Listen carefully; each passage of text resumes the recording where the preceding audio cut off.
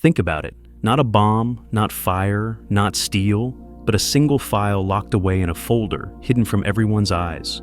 Not because it told lies, but because it told a truth so sharp, it cut through all the uniforms and slogans, showing people as they really are. Imagine a country so afraid of the truth that it feared a mirror more than an army. A mirror that didn't show battles or flags, but an empty kitchen, a bed that stayed warm even when its owner was taken away into the cold. In the years when maps were redrawn with blood, a careful, anxious mind decided to count what cannot be counted. The private faith of those left at home, the bond that keeps a soldier alive when the world has turned into noise. The men who ordered tanks also ordered questions. They wanted to know if the story they sold was shared in the quiet. They wanted to know if devotion survived rations, sirens, and the slow ache of winter. They wanted proof that the hearth still burned while the front froze. A small team was told to listen, to read, to gather whispers and letters and the cold summaries of censors. No speeches, no posters, only the small words that pass between people who once planned a life and now plan a visit during leave. The team was not told to make anyone feel better. They were told to be precise. They were told to find the line where a vow meets hunger, where a promise meets fear, where ideals meet the price of bread. The answers were not simple. They never are when the heart meets the empty shelf. But what the team found was not a problem with this or that person. It was something older than flags. It was the strange arithmetic of survival and longing that lives in all of us. It was how people bend when the wind does not stop. It was how love tries to stay alive by changing its shape. It was how some hands reach for warmth when the night keeps getting longer. Picture a young man with a name you could have. He sits in a trench or a ruined doorway, the earth shaking, time thinned into moments. He carries a photograph taken before everything broke, the edges soft from being touched. When he looks at it, he can breathe for a second. He believes in another room far away where a chair waits, where a window holds a slice of light in the late afternoon. He writes her name on scraps. He keeps her voice in his head like a match kept dry. The letters from home are not just words. They are bridges back to the person he was when he still had a future that was not borrowed day by day. Now imagine he opens a letter that does not hold the voice he knows, but a different one, careful and indirect.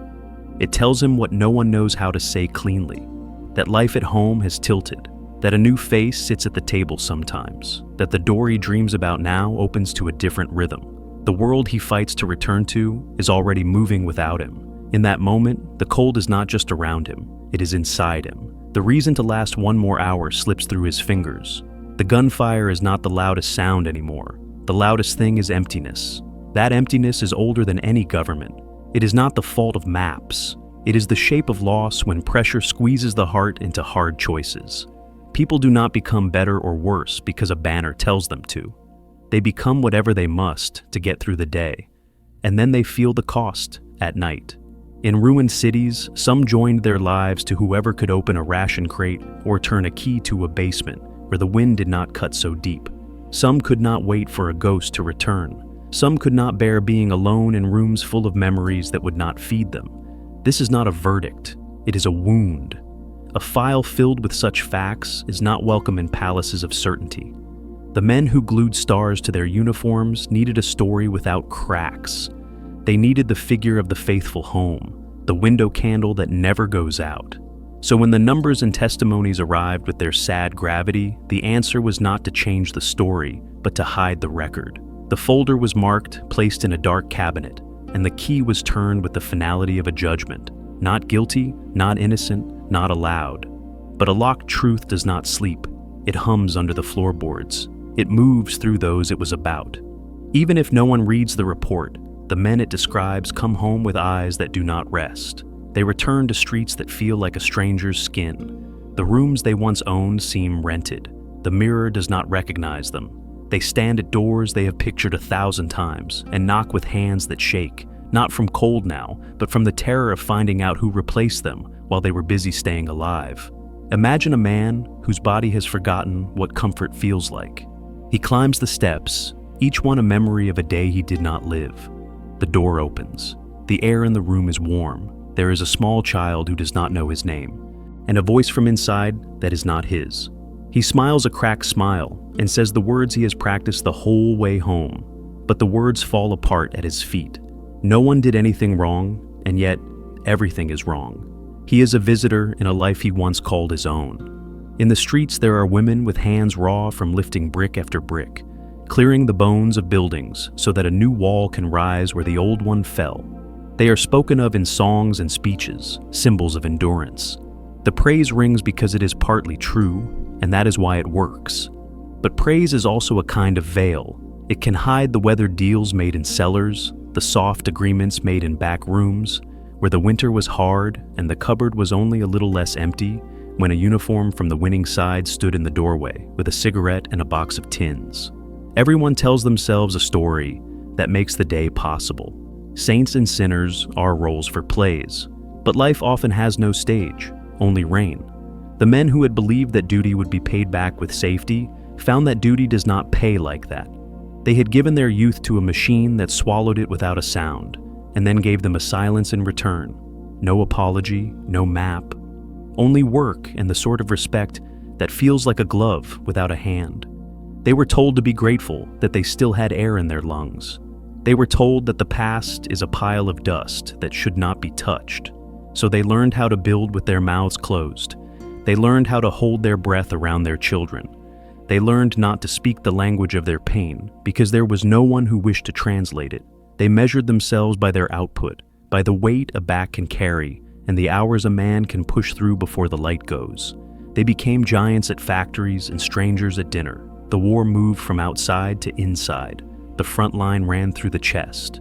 This is how secrets shape a generation, not as rumors, but as habits. A feeling that the world will take what you love if you show it. A fear that softness is a trap, that asking for comfort will cause the sky to fall. A man begins to believe that he must be made of stone to keep his house standing. He hardens. He becomes hard with the ones he loves, not because he means harm, but because he knows no other way to stay upright. The child grows under the shadow of a tower that never speaks. The child learns to read silences as if they were letters. The child tries to guess what the old hurts want. Sometimes the child becomes a man who inherits the armor without the memories and wonders why it is so heavy. And yet, there is another current here, quiet, difficult, stubborn. It is the current of truth that cannot be erased, even when stamped and hidden.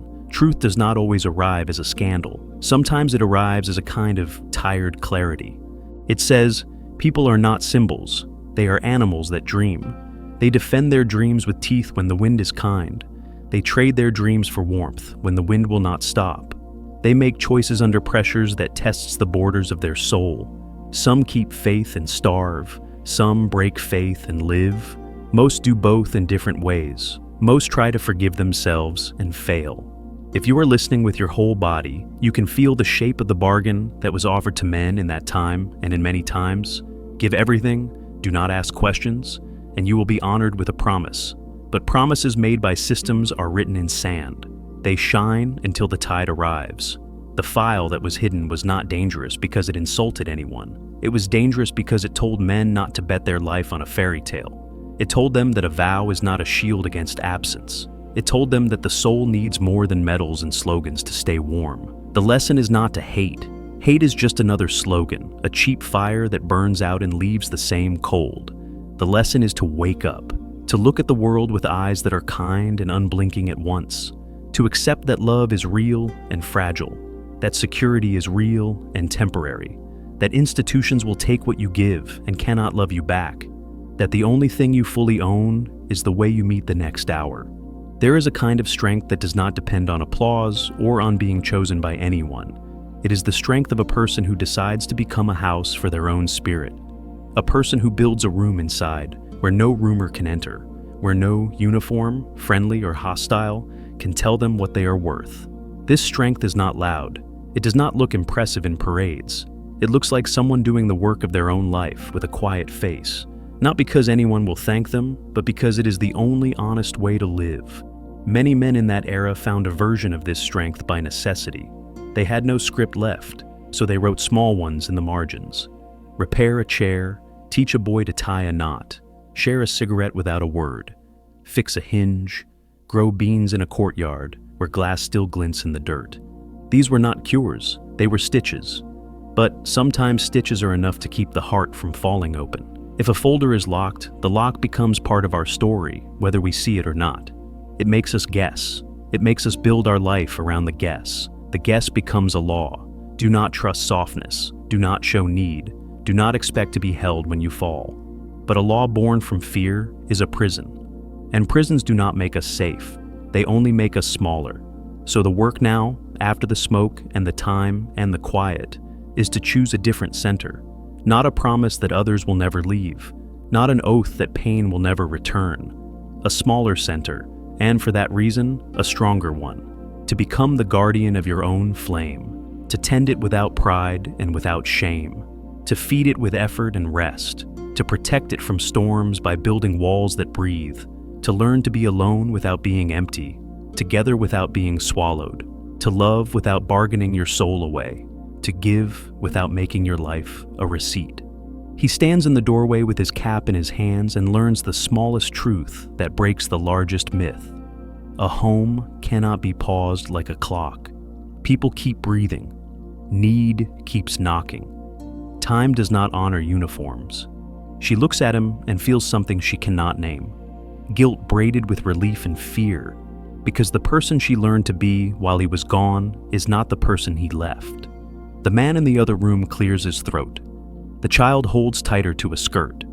1,000 speeches crumble into dust. There is no villain in this scene, only living organisms trying not to drown. He steps back. He nods with a grace he did not know he had. Some part of him dies in that nod. Some other part begins.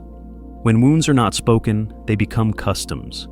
He learns to move like a guest in his own life, to pay with labor for the right to sit in a room where his name echoes and then fades. He stops asking what happened because he cannot afford the answer. The factory takes his back and gives him wages. He trades his questions for bread, his memories for sleep.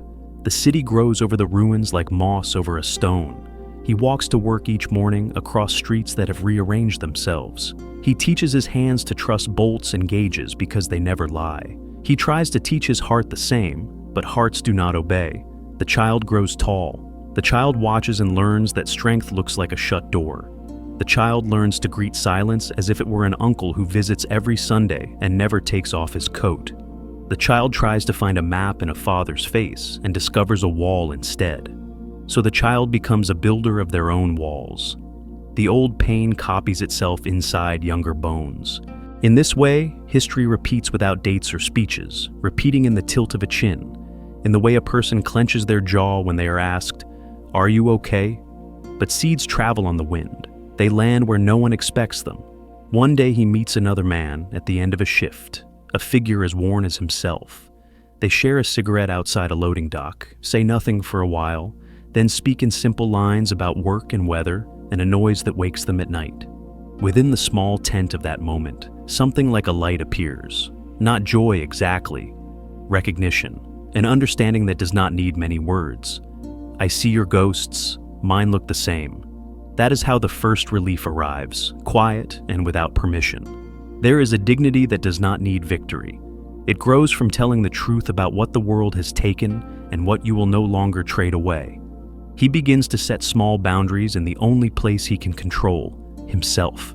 He stops promising things he cannot carry. He stops kneeling before the altar of approval. He stops asking systems for love. He starts asking his hands what they want to make, not just what they can fix. He drinks less on weekdays. He writes a letter to himself and hides it in a drawer, a letter with only 3 lines. You are not a machine. You are not a ghost. You are not done. Some evenings he walks by a river and remembers how water behaves. Water does not argue with stone. It does not deny the wall. It finds the crack. It moves through, around, beneath. Give it time, and it moves the mountain.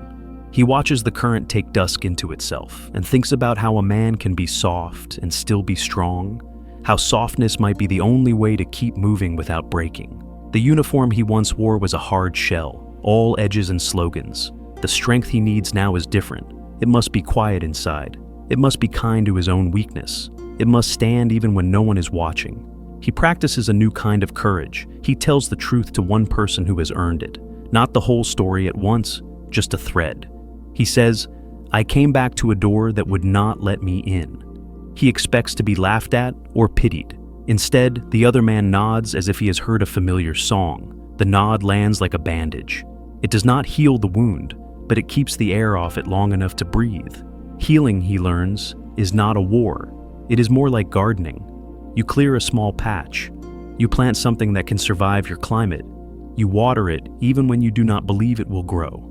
One morning, you notice a green blade where yesterday there was only dirt. There are stories people tell that make them feel alive. There are also stories that make them asleep. He begins to throw away the sleepy ones. The story that says, a man is only as good as his paycheck goes first. The story that says, love excuses everything goes next. The story that says pain is proof you are real follows it to the bin. In their place, he keeps a thinner book with fewer words. Be honest. Keep promises you can keep. Protect your flame. Share your fire with those who warm their hands and offer their own in return. Leave when your flame is used like a stove in a house that never lets you sit.